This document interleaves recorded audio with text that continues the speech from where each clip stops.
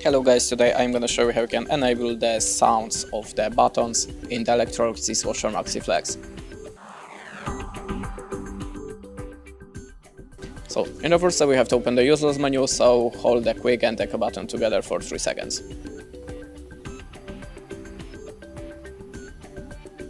Okay, once again. Now we're in the user's menu. Now tap on the slider on the echo side and jump to the 5th position.